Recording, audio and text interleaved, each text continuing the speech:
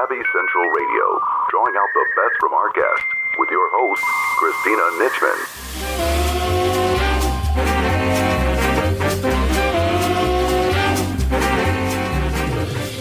This is your host, Christina Nitchman. Each week, Savvy runs weekly broadcasts providing entrepreneurs and successful individuals a platform to express their dreams, hopes, lessons learned, expertise, and wisdom with the world. We start our show today with the rainbow artist, the Tanster. She shares her extraordinary journey, her love of freedom, and Napoleon. Find out more about her at thetanster.com.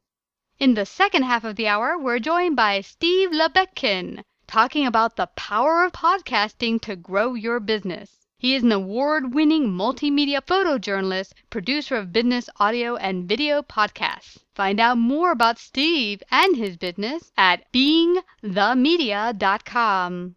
Alrighty, we're here today on Savvy Central Radio with the Tanster. How you doing? I am doing so good. I'm so happy to be here with you. I am so happy to have you out here tonight, too. You have an amazing, impactful story, and I can't wait for you to share it with the audience. You are doing amazing work bringing positivity and rainbows, and you're going to also talk about your great passion, Napoleon, and how that fits into the worldview and what's going on today in the modern world. Because both of us, with our own individual talents and gifts, want to add to the world and make it positive. So before we get started with all of that, just share a little bit about your journey and what led to where you are today. Well, it's really an interesting story because I spent 2 years developing a knitting product, which is sleeves that you can also wear as a scarf. And as I was developing it, I thought, what's the best color in the world? Rainbow. Yeah. Yeah. So it took me literally years to make this product into a rainbow that wasn't totally childish looking. Mm. And I found this amazing yarn, which is in the picture I sent you. Mm-hmm. And it had this very subtle gradation. It was done in a very beautiful yarn. And then I finally made my rainbow sleever, which I was like totally in love with. Most flexible garment ever. Ooh. And everybody gave me compliments, and I was like, I'm really onto something here. Like, I finally made a rainbow that doesn't look childish. Mm-hmm. So I got this idea. What if I made rainbow art and I just put it all over the place in the Hamptons? What would happen? So I decided to start an Instagram to document what happened. Mm. Yeah.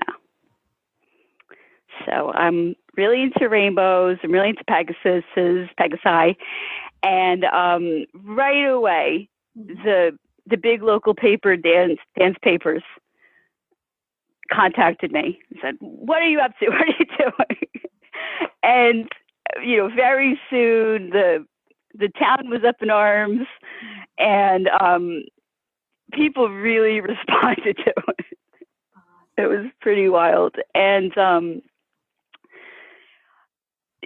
people were forming lines, pro and con. Mm. Like, how do we feel about this rainbow art that she's putting out? Wow. So yeah. You had some detractors? You had some people who were actually negative? I totally had detractors. Wow. I had people who opposed my putting out rainbow art for free on the street. Yeah. In like the nicest, I just stapled it to utility poles. Periodically a tree might get stapled. That was as bad as it got. Uh-huh. And people were really, really angry about it. Mm. Some people. Yeah. Horrible people. Like horrible people would who does she think she is? She can't run around and do whatever she wants. Mm. Well, that's interesting that you just said that. She can't go around doing whatever she wants. And it's interesting because it's what it comes down to. Yeah, I think really, I think it's really that people have not found their own soul's gift. because I really believe that all of us are here to enlighten the world with our own God-given talents and gifts. Yes. And I think that a lot of people are scared of that. They don't get it. They haven't reached their own soul. They're scared of that. And it was always fear.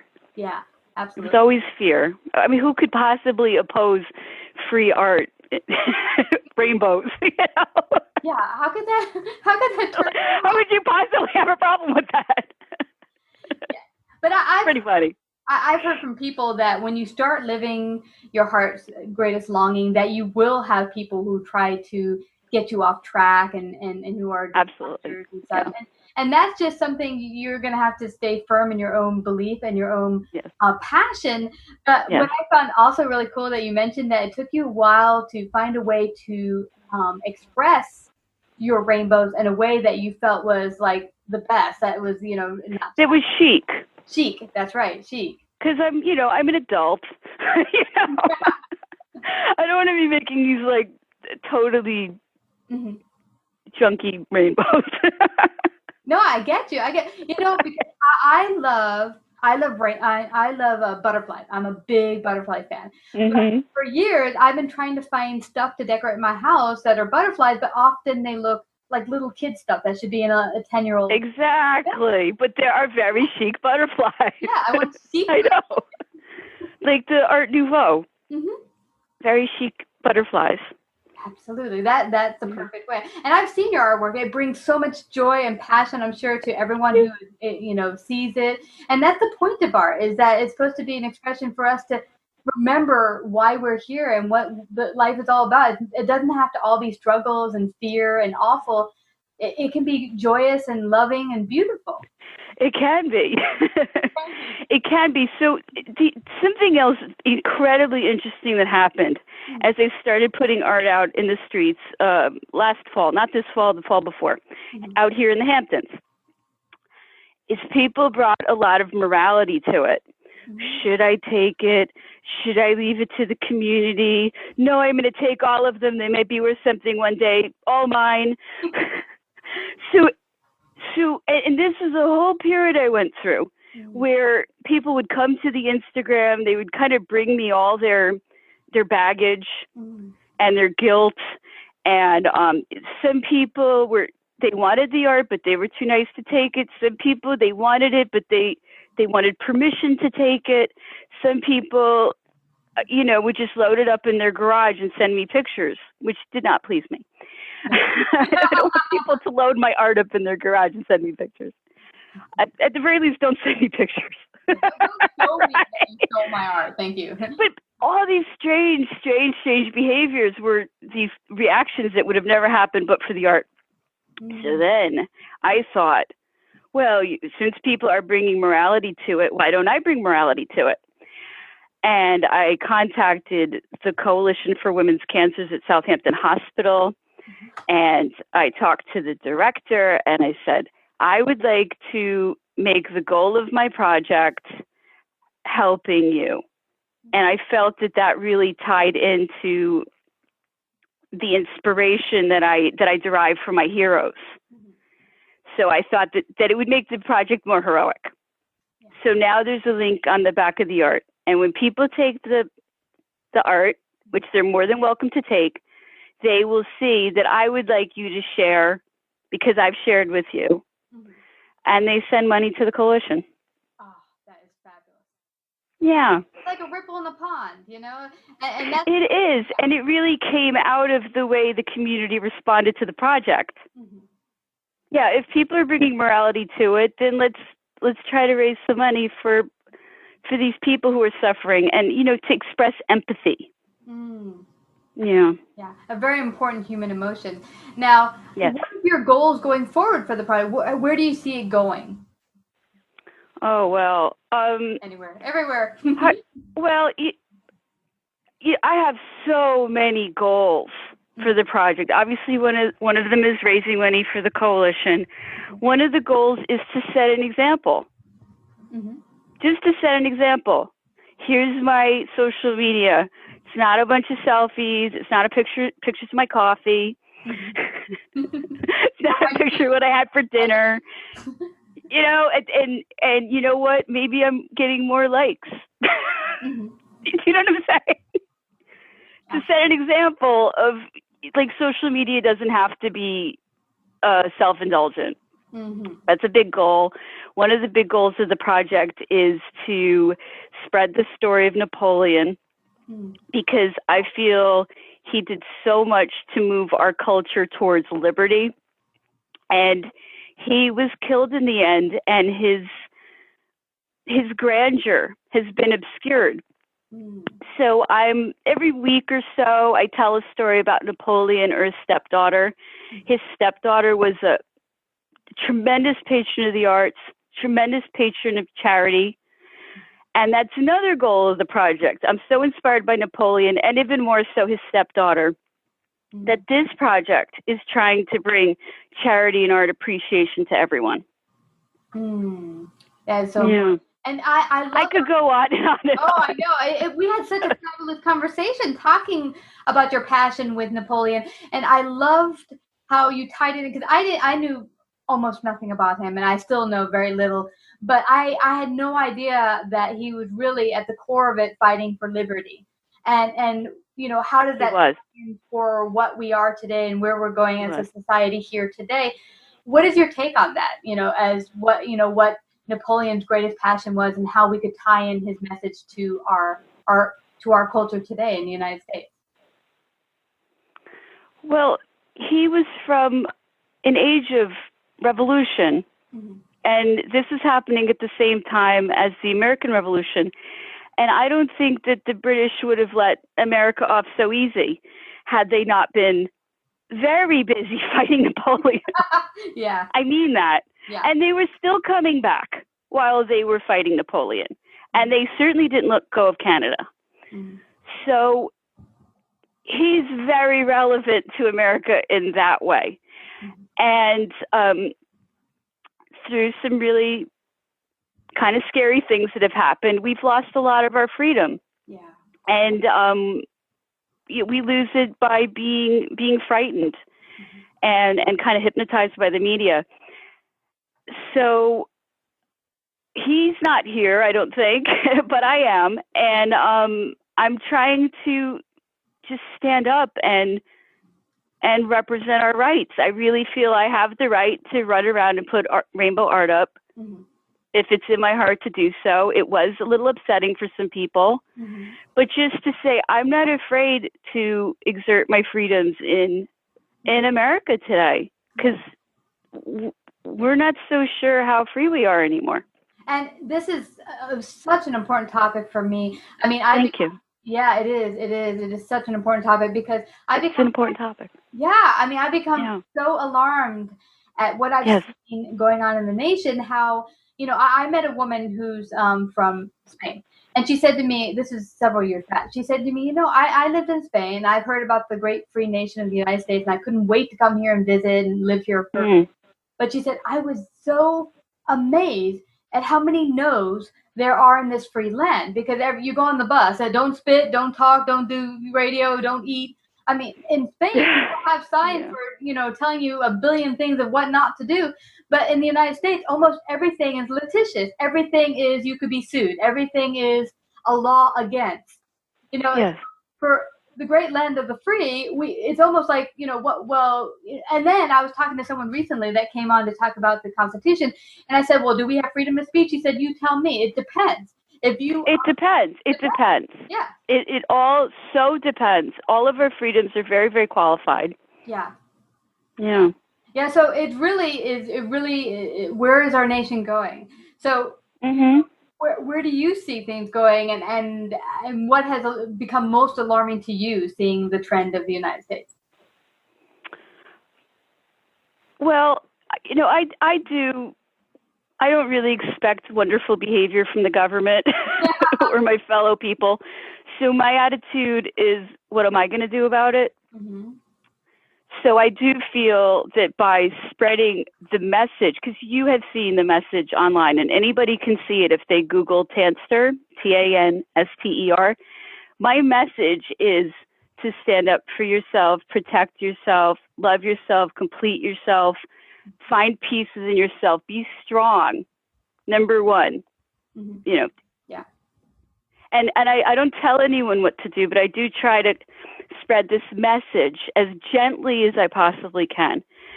So we're talking to each other, and we're strong, and we know what our rights are. Mm-hmm. And the more we spread this message amongst ourselves through the internet, the harder it gets for the authorities, who I expect to try to increase their power. That's what they do. Mm-hmm. Yeah. But what we should do, you know, what we should do is we should talk. And a lot of I live in the Hamptons, which is the kind of place where, you know, you can't paint your door yellow unless they say so. It's very, very, very, very extreme here. Mm. We don't have the right to do a lot of normal things here. Mm. So that's particularly why I like doing it here, because I want people to connect with me through the internet. I want us to talk to each other so they can't just pass whatever laws they want. Yeah, that is such a great point, because I've talked to people individually, and I said, you know, seeing what's going on in the world and how dangerous it seems. And then it seems like we were feeding more and more into the fear of what we see on the news and around us. And yes, and it's like crazy. And when I talk to individual people and I say, you know, there's way more of us than any possible terrorist out there or crazy government who might want to keep us, you know, without freedom. If we were to just open up and talk and see, you know, openly what's going on, what's fearful to us, what are we feeling, you know, that would open up the doors and help us stop feeling like victims and acting like we're at the cause of. Exactly. Yeah. Exactly. Yeah. For years, I just despaired at what I perceived to be the disintegration of culture. Like, where's the music? You know, like, where's the art? Like, where's the art? Where's the music? I'm looking for it. I'm not seeing it. So for years, I'm more and more upset at seeing culture crumbling, the freedoms disappearing, the fear rising, people getting sicker and more miserable, control freaks running around. And I would just think, well, what can I do about it? I can't do anything. I'm just one person. My health wasn't very good. And I guess I just got upset enough and fed up enough. Mm. Yeah. You know? Yeah. And what you mentioned about people living within fear and feeling like control freaks trying to control, I think the whole premise of why a lot of people stay within the box or say, let me just follow all the status quo and the rules that are thrown at me, just adapt them, don't think, just keep going with it, is basically it makes you feel like you have some sort of control over your life, but it's an illusion. Mm-hmm. It's an absolute illusion because you don't have control. More and more, the control is being eliminated. So, I mean, I think the more and more we are able to have honest conversations about what's going on and say, okay, here's where I'm not feeling comfortable, it's bothering me. I think it'll allow us more to feel empowered as a people and come together as the one unit. Now, how was learning about Napoleon your bridge to really expressing yourself and doing what you're doing now? Well, I was trying to become, I was always trying to be very good at something and always failing. Mm-hmm. And I was trying to be a novelist. Mm-hmm. And nothing I tried could make that work. And I totally assumed that if I became a better writer, that these horrible career hurdles would disappear. Mm-hmm. And I started to study Shakespeare, and I don't know, I thought that would make me a good novelist for some reason. And one day I was at the library and I took this book out, and on the back page of this book said, "Not a day has gone by without my loving you, not a night without holding you in my arms. I curse the call to glory and ambition, which wrench me from the soul of my life." And it said, Napoleon to Josephine. Mm. And I had just been reading Romeo and Juliet and Hamlet with some very beautiful romantic language in it. So something clicked in my head. Napoleon could write as well as Shakespeare. Yeah. Okay. Yeah. Okay, I guess I should read this book. And I had always just been that person trying to succeed at something. And I so recognized that in him. I mean, he was going to succeed or die trying, no doubt about it.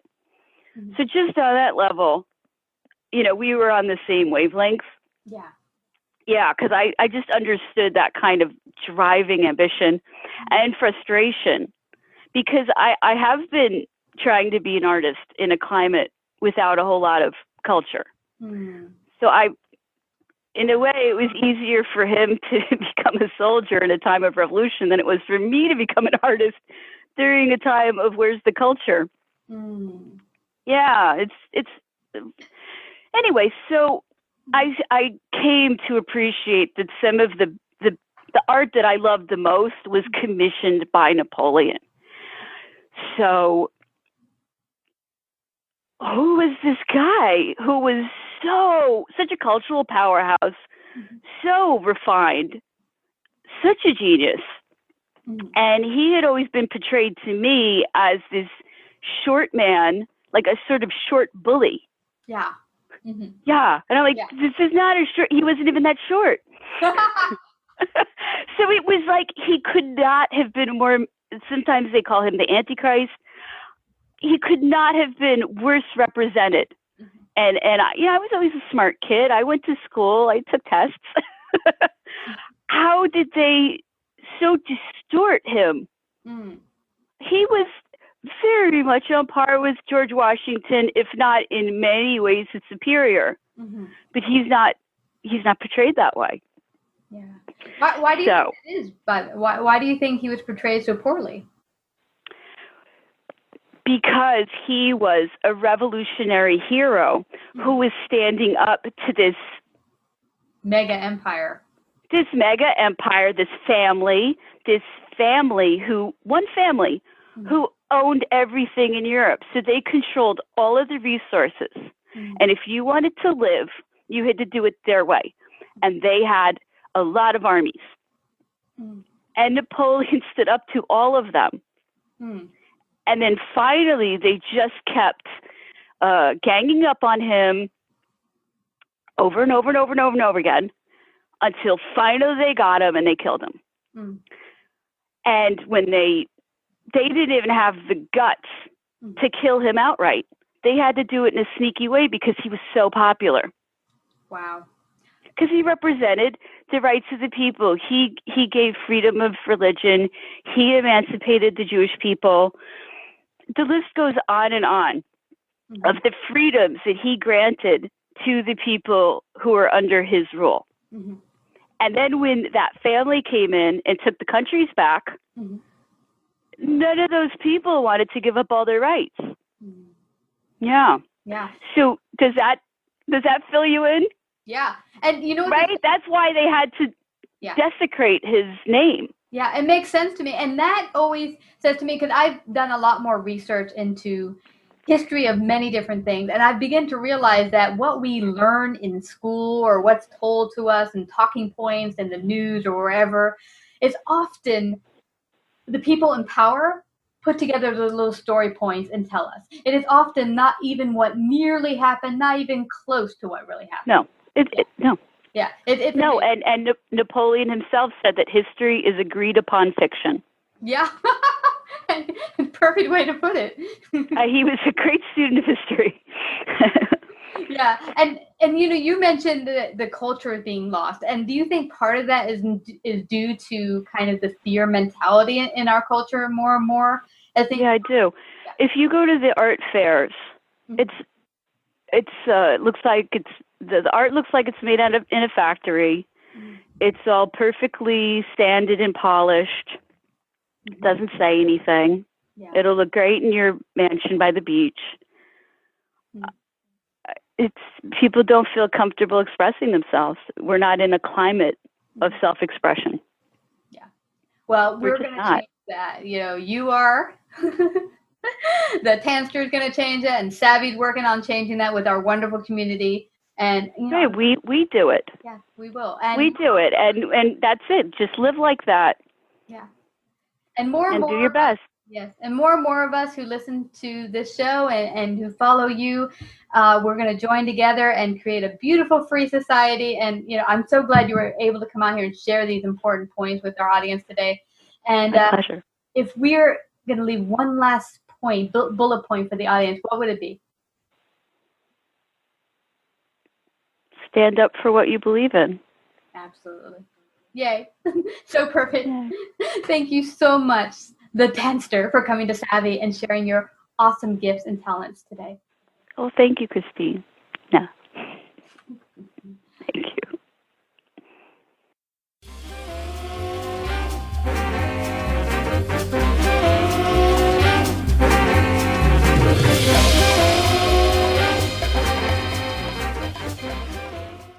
The AME Experience is a collection of media outlets determined to bring art awareness and appreciation to the community. We cover all kinds of art, from traditional to cultural. We cover entertainment news and take you up close and personal to places of interest to visit, art, celebrities, and more. Join us for our TV show, radio show, and magazine. We are always looking for talented artists and celebrities to cover. Our goal is to raise money for grants to help those interested in a career in the arts. Art is a great way to express yourself without joining gangs or any other destructive behavior. Be a part of the movement and get inspired at AME Experience at theamemagazine.com. Here's our interview with Steve Lubetkin on the power of podcasting. I'm very happy to have you out here. You're going to talk about, of course, something that's very near and dear to my heart, podcasting and broadcasting. You've been doing it for quite some time, but you really help business owners get their own podcast out in a very professional manner. But before we go into all of that, share a little bit about your background, what brought you to where you are today. Sure. I like to say that I've been a podcaster since I was a teenager, except that we didn't know that it was called podcasting back then. I was bitten by the radio bug very early in my teens. I lived in central New Jersey near a military base where the Army had its primary school for members of the Army who were in communications professions, including broadcasting on Armed Forces Radio. And my father was an instructor at the Signal School. This was at Fort Monmouth, New Jersey, and got me an afternoon with the people who ran the radio studio where they trained the soldiers to be DJs on Armed Forces Radio. And I got a chance to spend time in the studio there. And after one afternoon of spinning records and working the control board, I was hooked. I wanted to be on the radio. And everything after that was about the radio. And I went home and set up a little pretend radio studio in my parents' basement. I recorded pretend radio shows with a microphone, a reel-to-reel magnetic tape recorder, which I still own, by the way. It's still sitting in my studio here today. And then playing back those radio shows for my best friend while we played chess in the basement. And back then, that was about as far as you could take it. And flash forward, I had a career with a couple of years in broadcasting, about 5 years as a radio newscaster and production engineer, and then went into corporate public relations for about 30 years. When I left corporate PR in 2004 and was looking for the next new thing for me to do after a long career in corporate, I fell upon podcasting. It was pointed out to me by my wife, who said, this is something you should be focusing on with your radio background. And I listened to some podcasts and immediately realized that what I was hearing from people was very, very similar to the way we sounded when I became a broadcaster at my college radio station. When people are first starting out in broadcasting, they do a lot of amateur things. They talk about their microphone. They talk about what's going on in the studio. They make basically amateur kinds of comments, and there's amateur techniques in editing and recording levels and so forth and so on. And I realized that while the podcasting medium could be very effective for corporations and other organizations that want to communicate with their audiences, it had to sound a lot better than what I was hearing. And because I had the radio background and the passion for radio, I decided this was what I wanted to kind of focus. So I had to relearn all the skills I knew from my previous radio days when As I say, we recorded radio programming back in the mid-1970s on magnetic tape. We edited with a razor blade, and we marked the places where we wanted to edit by using a grease pencil or a China marker on the backside of the recording tape. And some of your listeners, if they're old enough, will remember that that's how we did it. I had to learn how to do this all digitally, because we obviously now are in a digital age, and certainly digital recording is a lot easier to do.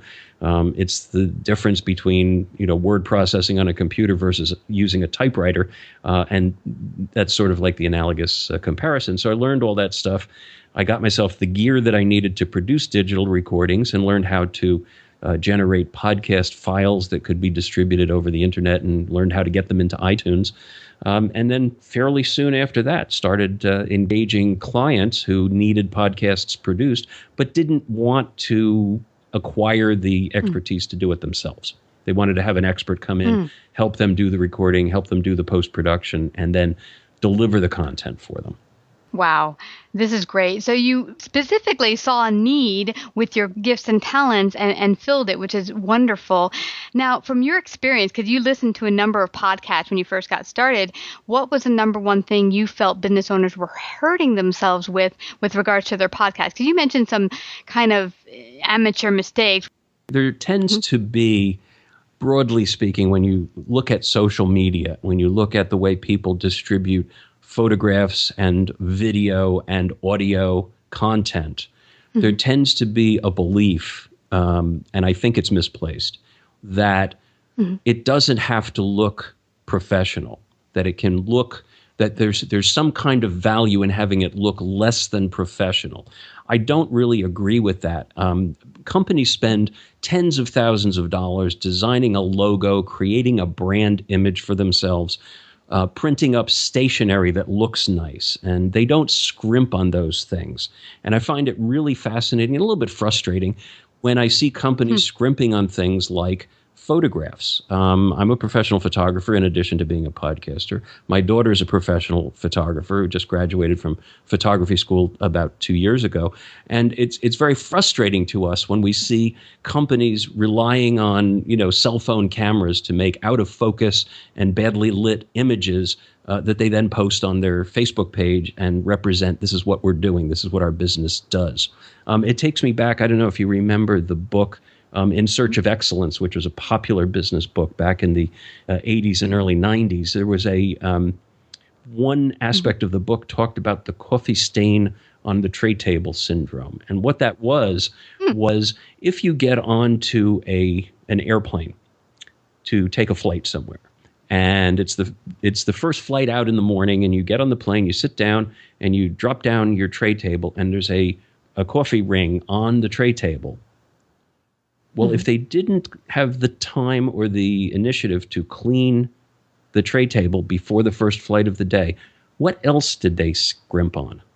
What else is missing? And so from my perspective, if you feel like your audio and your video and your photos don't need the same level of attention to detail, then you're hurting your brand. And so, my perspective is you should rely on professionals to help you with those things. Properly focused pictures, properly recorded audio, edited audio that sounds seamless and has a professional moderator helping you with the storytelling or the interview process. Those are all very, very important things. They're intangibles, but in the overall image and impression that they create for your listeners, for your target audiences, it's immeasurable. It's really important to have that kind of professional polish on your programming. Wow, I couldn't agree more, Steve. I've seen that throughout the years in business. In fact, we started at Savvy last year, professional interviews in front of a filmed and videoed. And when we first started doing it, we got a huge group of people or businesses calling us and really excited about it. What they weren't excited about was the price, because as you can imagine, production price for video editing and just to do a video production is quite pricey. We brought the price down as much as possible by actually building a studio here in Brooklyn instead of Manhattan. But still, it kind of took people for a loop. And they were like, well, I could just turn on my cell phone here and do a handy dandy little video here. And I'm like, well, check out those videos that you do and then come to our channel and see if they're about the same. And I would guess you're talking about the same thing, because it's not the same quality. You can't be a master of everything. Yeah, I think that's true. And I think that businesses tend to be smitten with the idea that these are things left to the interns. There are a lot of people running businesses who are maybe, from my generation, they're baby boomers. They're not always comfortable with technology, and they tend to rely on a belief, which is not necessarily an accurate one, but a belief that only the millennials can understand and use technologies like video and audio effectively. I don't think that's true for a number of reasons, but more importantly, this is not the thing that you should be leaving to the least experienced members of your staff. There's nothing wrong with having your interns involved, and they should be involved in the process, but they don't have the depth of business perspective that your senior people have. They don't have the understanding of how all of the pieces of the business fit together that your senior people have. And it really isn't doing the business a service to put the storytelling for that kind of content in the hands of the least experienced members of the staff. Yeah, absolutely true. And honestly, how you do one thing, if you're going to put out pictures, say, and I've seen this a lot on Facebook where people will say, I'm just going to get a slew of quotes online and get random pictures that I just picked up online that you didn't actually buy, and then throw them up there, and I'm giving wonderful content, but it really looks shabby. You're just just really throwing up content that really has nothing to do with you. And it shows that you didn't really take the time to really make something that's about you, that's about your product or service or something of value that you yourself can give. And there's many modes of ways of getting it out there. Now, when it comes to podcasting, maybe that's a mode that would work awesome for your business, but maybe you're not the person to be doing it. Maybe someone like Steve here is the person to help you get it out there. Now, Steve, there are some people that have come on who wanted to interview with us and say they're not the greatest interviewers. Do you help them get better at that as well? Oh, yeah, absolutely. We work with people, we work with clients and help them practice their interview techniques. We can help them, learn how to respond to interviews. Part of the work I've done over the past 30 years is helping people prepare for news media interviews. And we do a lot of work with major corporations, helping their people practice for TV interviews or for newspaper and radio interviews. Although, increasingly it's going to include podcasting and interviewing with bloggers as well. Yeah. But going back to your other point about the content, the random content that people tend to post, one of the things that I try to encourage my clients to think about is that what you really need is not a social media strategy. What you need is a content distribution strategy. And what I mean by that is this. Social media tools like Facebook and Twitter and any of the others are really great tools to draw attention to the content you create that may be useful to your clients or to people that you hope will be your clients. But they're not the place for you to linger. They're really useful tools to draw people back to your website where you can display all of your expertise in a single place and get people's attention focused. So what we encourage people to do is create really great content, whether it's audio or video or photo essays or things like that. Post it to a robust website. Use the website as a publishing and broadcasting platform.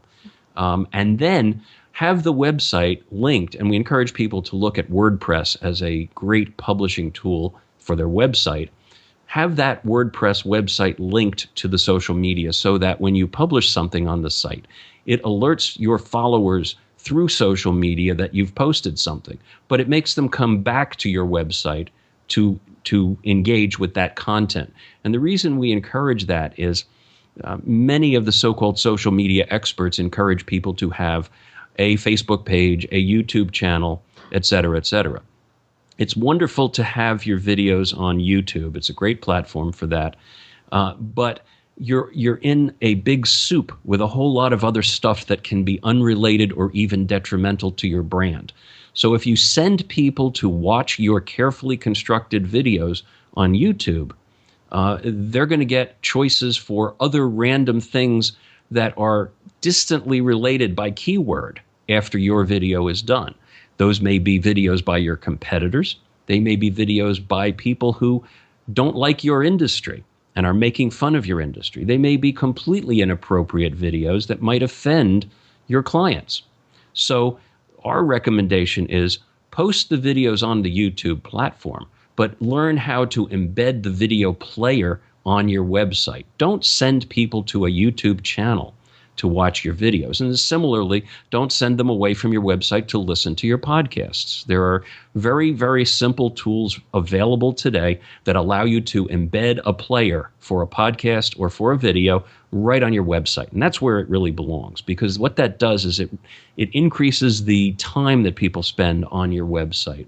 And the ultimate goal of all of this, Christina, is to drive the sales behavior of the target audience. It's not about, posting cute pictures on Facebook or saying witty things on Twitter. The goal for a business needs to be to use these tools to drive business decisions about buying your services or the goods that you sell. Yeah, these were wonderful points, because I think you mentioned earlier in the start of that dialogue that people were spending a lot of time on social media, but it's not really focused time on social media. It can be whimsical little cat or children photos, which are wonderful on your personal page, but is it really relevant to your business and you bringing in sales into your business? Yeah, that's exactly right. The thing for most businesses, and you hear this a lot, is how do we make this go viral? Everybody wants to have the next successful, silly video that 20 million people watch. And for most businesses, getting 20 million people to watch it is like getting 20 million people to see, maybe see the page that you bought in the local newspaper. It's not 20 million people who are going to buy your product. What you really, really need is the small audience of people, and particularly for businesses that deal with other businesses. One of our clients, for example, is a global insurance company. And we talk about this in the book that Donna Papacosta and I wrote, The Business of Podcasting. Their business is not selling auto, home, and life insurance. Their business is helping companies deal with complicated business risks, part of which has to do with buying insurance to cover those cases where there's money lost. They're complicated products. There's a very small audience for those products, but the people who need those products need information. And so, for example, when the company launched a cyber liability insurance product, they needed to explain to people why they need cyber liability insurance. This was the beginning of the time that, and we've seen this over the past 5 or 6 years, data breaches at companies where credit card numbers are stolen or company information is compromised, people's healthcare records are stolen, people's government files have been stolen. You need to have a set of protocols for those situations. Part of it has to do with securing the network. Part of it has to do with training the staff. Part of it has to do with using encryption software to encrypt the records so that they, even if they're stolen, they're of no use to people. And a part of it is insurance. And so when we did podcasts for this company about this cyber liability product, it was not about how great their claims are or how great their premium prices are. It was tangible, actionable information for the prospective business customer to make a decision about whether to do business with them. What do I need to know about securing my network? And so the product manager, who was the subject matter expert, talked about that for half an hour in the podcast. What happens is when someone contacts him and says, I need to know about what I need to know, he sends them an email and says, great, here's a white paper we wrote, and here's a link to our podcast. Listen to this, and when you're ready to talk, we can talk. Since we launched that podcast, they've had about 13,000 downloads, which is not a huge number by comparison with some of the very popular podcasts in the mainstream entertainment sector of podcasting. But in the business-to-business sector, that's 13,000 30-minute phone calls that this product manager did not have to have one-on-one. Okay? So if you multiply 13,000 times 30 minutes times the value of his time, you're talking about a significant value to the company in terms of preparing prospective clients to have an intelligent conversation about the product. And so that's where the value is for most companies. That is so informative and great, because I've heard a lot of people start talking about their product. Oh, you've got to get my product. It's the best thing since apple pie. Everyone has to have one, has to have it or whatever. And you think it's wonderful, but the bottom line is, how does it serve your client? What does it do to make their life easier or better? If you can't show that, then you're just talking. It really has to come down to, how is it serving the public? And what I want to ask you, Steve, now I'm curious, when someone's ready and they're thinking, okay, there's many platforms out there, from podcasting to video casting, written blogs. How do I know what's best for my business? What would you suggest to them, how to get started? Well, I think the first thing is that all of them are useful. I think for most businesses, there are going to be people, and this is true in any walk of life, there are different ways that people learn. Many people are very visual and they need to see something. And so having a video can be useful. Many people want to learn by listening to someone talk about a topic. And so a podcast can be useful. And there are still people who, don't make me sit and listen to something. Just give me the paper and I'll read it. So, having all of those things at your disposal is a good thing. The mistake that is often made is to treat them as if they are traditional forms of advertising. And a lot of times the marketing or the advertising people will get hold of it and they'll commission a video, and somewhere along the line the business owner's been told you should have a video on your website. And so as a checkbox, they check off video, and then they hire someone, and they end up getting what is essentially a TV commercial produced for the website. And it looks beautiful, and it's just magnificently photographed, beautiful music, great voice, the voice of God announcer, narrating the whole thing. But it's a commercial. And in the internet world, in the digital world, people don't really watch commercials. They skip the commercials wherever they can. And so, it could be a 2-minute video, and as soon as people get 5 seconds into it, they realize it's going to be a commercial. The best advice I can give there is to parrot the advice that Don Hewitt, the producer of 60 Minutes, gave when he was running the show before his death. When the reporters were struggling with a topic, he had a 4-word formula, and that formula is really simple. It's tell me a story.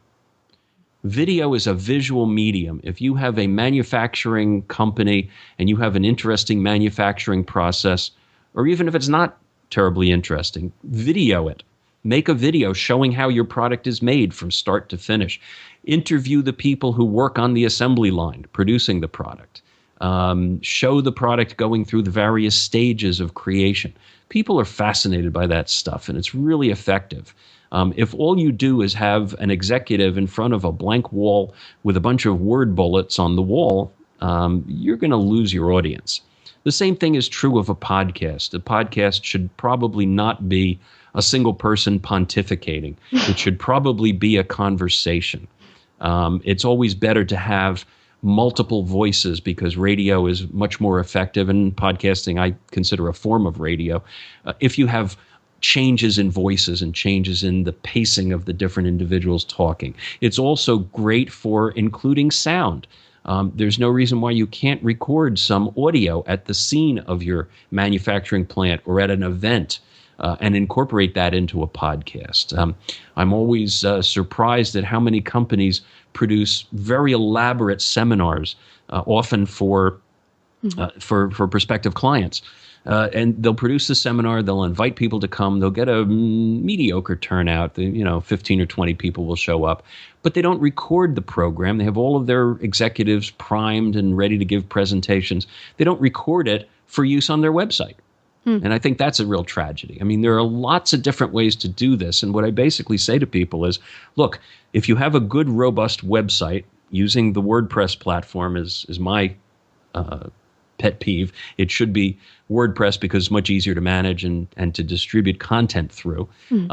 Once you have that, you essentially have a TV station, a radio station, and a newspaper publishing operation all rolled into one.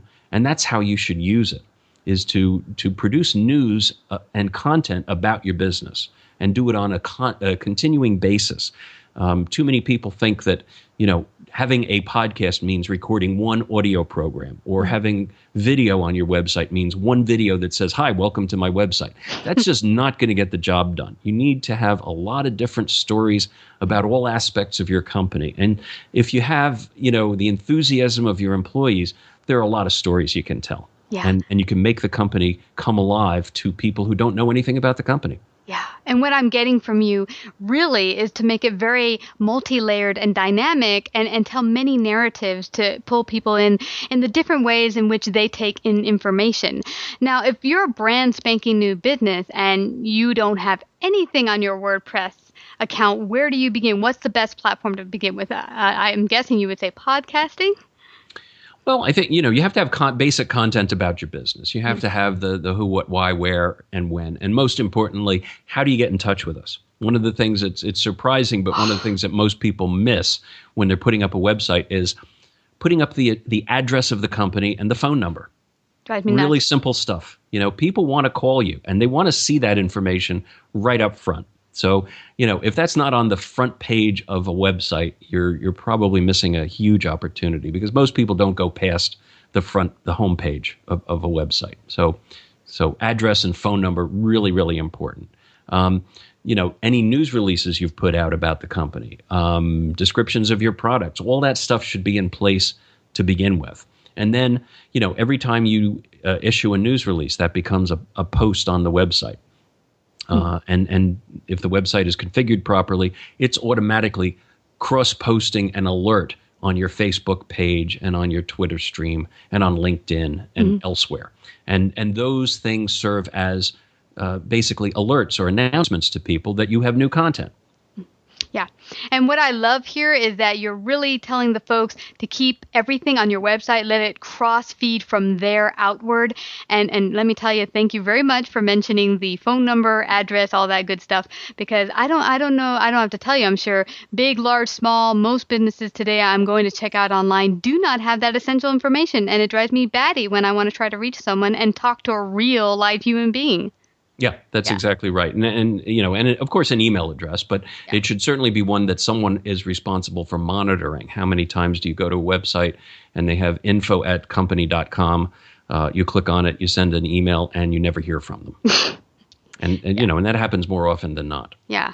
And why do you think? Because I've noticed that there's a lot of websites that will have maybe the address, perhaps, but will have a contact form as a means for people to contact them. And I'm like, sometimes I want to actually talk to a human being to get some more feedback. Do you have any ideas why that might be, that more people are using the contact form instead of a phone number? I think a lot of it has to do with relying on the people that they hire to design the sites.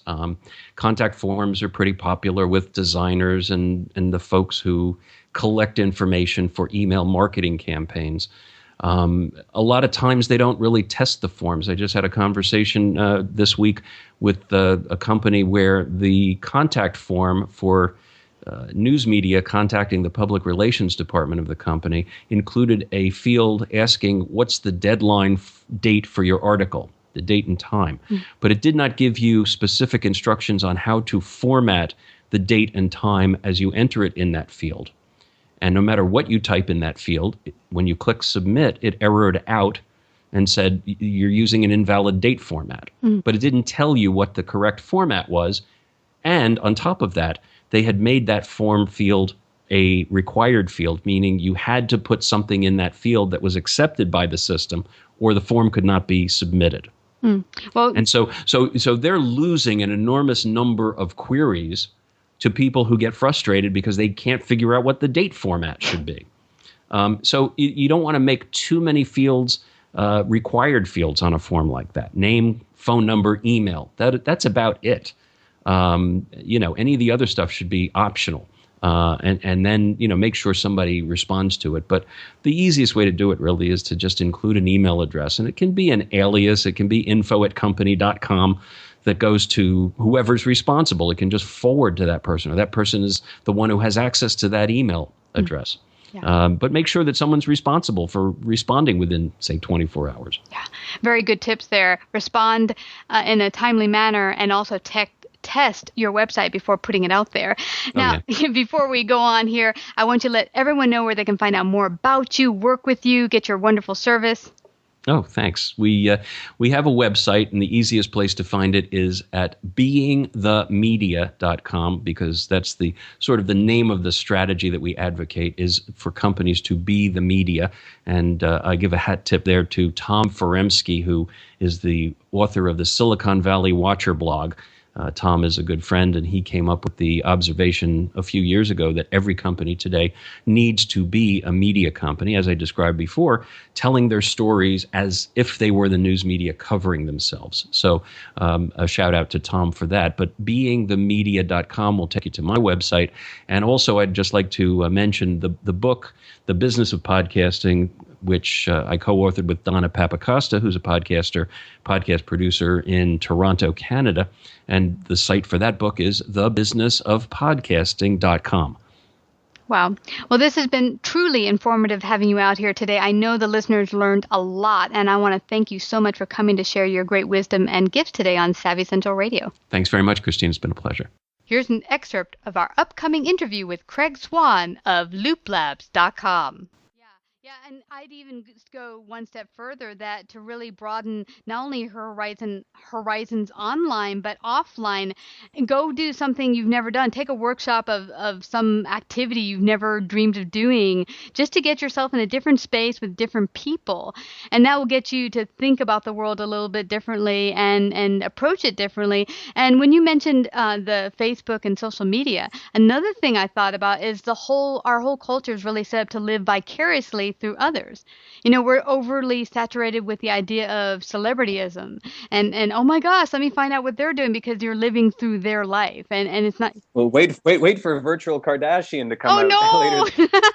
No, run. No, you're right. I mean, there is definitely a sense of thinking. I mean, you think about reality television to that point. You know, the more that you see television, you see yourself or your sort of peers the same as what's on there. You're just blown away constructs of what reality are and what stardom is and what celebrity is. And it's a scary thing when that living vicariously through others makes you think that just the way that you're living, like a bunch of drunk people that are fighting on television, makes you more than just a regular person. And so it's a weird scape we're living in right now, I think, personally. Through all of your lessons that you've had through building your business, what would be your number one, say, takeaway in your life that you've gained so far? Really to the point you were just kind of bringing up, which is really that exposing yourself to new things. You know, I think a lot about, the growth of me, not just as a person, but for my business. I mean, I can remember, being in the early days of the interactive community and going to some of the first conferences, back around, Y2K. And I remember, seeing someone, give a talk, and it was just kind of awful. And it was just like, really? Like, you shouldn't be up there. And it was that idea of like, well, maybe I could do it. And kind of breaking through the idea of, I never thought to be a speaker and giving, a talk to 1,000 people about technology and becoming, perceived as an expert or whatever. But I was like, I know I could do better than this. And it kind of strove me to do that. And I ended up not only, going back and speaking, but I ended up speaking, I've spoken around the world at, more than 50, international conferences as a result of that. And I never... Welcome to the Racing to Success Minute with Nadine Lajoie. Do you want to know how to reduce stress at work? One easy trick is each hour you are sitting down at your desk and you are taking 5 to 10 deep breaths. And when you have problems with your colleagues or you have a bad phone call and you are just so angry, you need to really do that maybe 2 or 3 times in the same hour, especially after the incident. And the other thing is probably having always with you your favorite song ever in your iPod. So you are just getting back into the zone of that beautiful song that you love so much. So reduce your stress with Nadine at NadineRacing.com. Join our mailing list today by texting Savvy Radio to find out about upcoming guests and events and receive a free gift, how podcasting can help increase sales and influence in your business. Savvy Central Radio is home to over 100,000 listeners per month globally and runs in syndication on 8 AM and FM platforms, including iHeartRadio and 6 podcasting platforms. To find out more about our paid sponsorship opportunities or to become a guest and find out how we can help you get your message out to the world, call 718 area code 713-2289 or email at savvycentralradio@gmail.com.